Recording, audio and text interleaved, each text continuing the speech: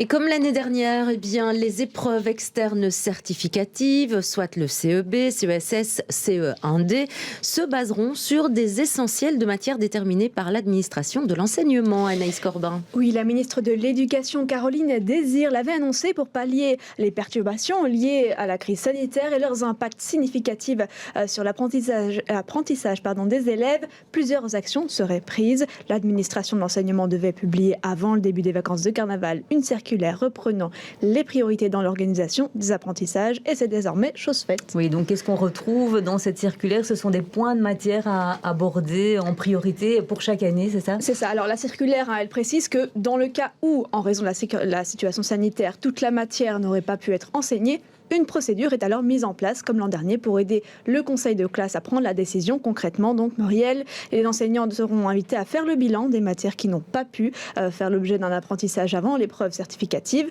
Et en cas d'échec de l'élève, l'enseignant devra calculer, à titre plutôt indicatif, le score obtenu à l'épreuve en ne prenant pas en compte les questions liées à ces matières non vues. Les questions ne peuvent pas non plus être supprimées à l'avance. Les scores dits officiels et indicatifs seront alors analysés lors du conseil de classe afin de prendre la décision qui serait la plus juste.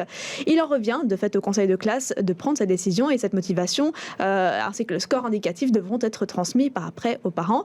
Une décision qui est d'ailleurs accueillie favorablement par les écoles avec moins de pression pour les professeurs, comme nous l'explique Christine Thompson, qui est directrice primaire de l'Institut Notre-Dame à Anderlecht, qui est aussi présidente du collège des directions des écoles qui représentent environ 800 établissements scolaires.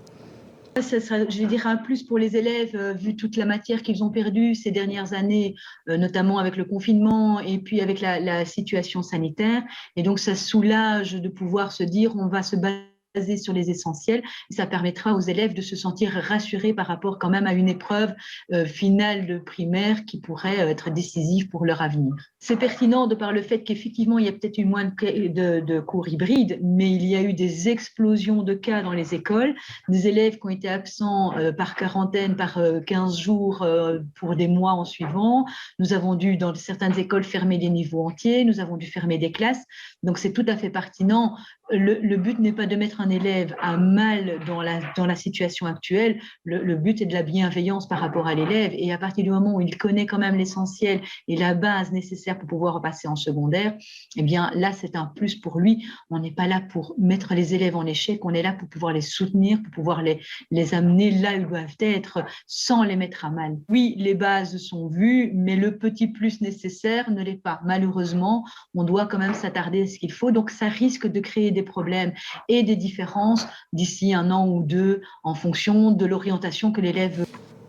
Et Anaïs, ces recommandations, elles ne valent pas que pour les primaires. La ministre de l'Éducation recommande également de mobiliser ces essentiels dans toutes les années d'études, de la maternelle au secondaire, qu'elles soient ou non concernées par l'organisation des épreuves externes en juin prochain. Elle insiste aussi sur le fait qu'il lui semble préférable d'éviter une course à la récupération des matières non vues et favorise plutôt des conditions d'enseignement propices à l'acquisition des savoirs et savoir-faire et compétences de base incontournables dans le parcours scolaire des élèves. Alors une version actualisée des essentiels de l'année 2020-2021 a d'ores et déjà été publiée sur le site de l'administration de l'enseignement. Une demande aussi des écoles est de pouvoir corriger ces épreuves elles-mêmes. Ce que nous aimerions mettre sur la table, c'est de pouvoir, tout comme l'année passée, ces examens-là, donc des CEB, pouvoir les faire les corrections en école et de pouvoir redonner cette responsabilité aux enseignants qui connaissent quand même leur métier, qui sont des professionnels, de pouvoir donner à la direction aussi qui connaît son école la responsabilité et ne pas nous considérer comme étant des personnes qui ne savent pas faire notre travail. Donc on demande de pouvoir faire les CEB de manière sereine et de pouvoir aussi les corriger de manière sereine.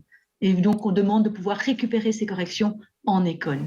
Alors pour l'enseignement secondaire, un effort de simplification a été opéré au niveau des priorités en mathématiques et en sciences et seules les thématiques développées en langue moderne ont été modifiées. Seule l'épreuve de français du CESS qui se base sur les apprentissages des années précédentes fera exception à cette nouvelle règle. Merci beaucoup Anaïs Corbin pour cet éclairage donc sur ces épreuves de fin d'année du mois de juin.